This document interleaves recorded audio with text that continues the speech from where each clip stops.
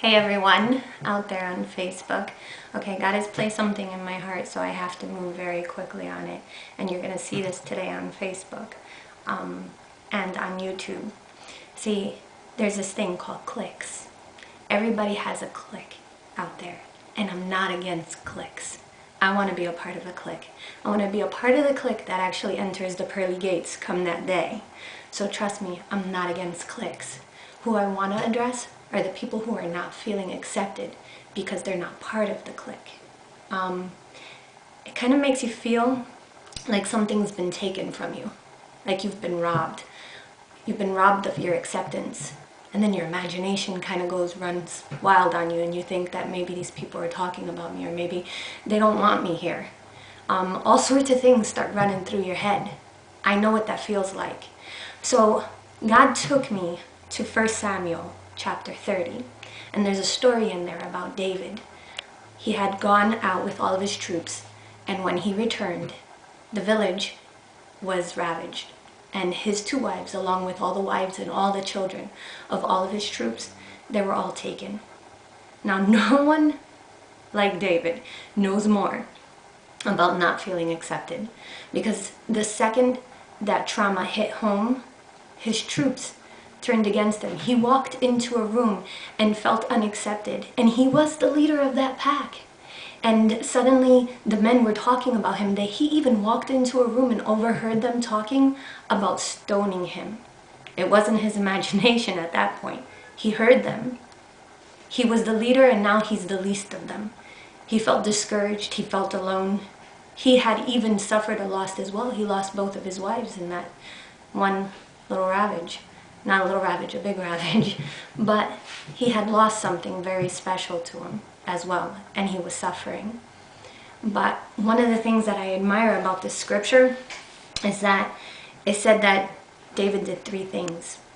See, if you go to 1 Samuel chapter 30 verse 6, he encouraged himself.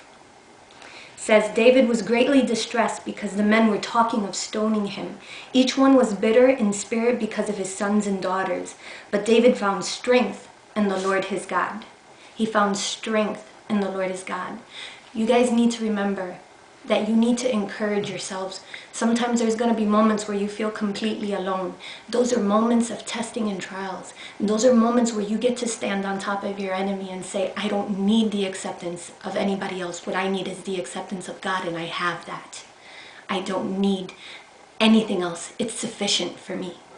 Another thing is that David waited on a word.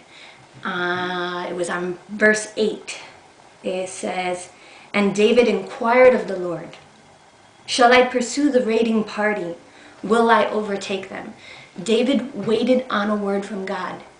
Maybe you need to take your situation to God. Say, God, I'm not feeling very accepted. I'm not feeling very warm in this situation, and there's a big situation at hand, and I want to be able to conquer this. What is the next step I should take? David waited to hear from God.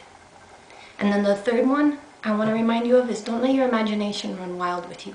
You might walk into a room and see the click, and might see that they kind of shh when you walk into the room. It could be that they have something embarrassing that they were discussing about themselves that they don't want you to hear. That doesn't necessarily mean that they're talking about you. Sometimes your worst enemy could be your own mind.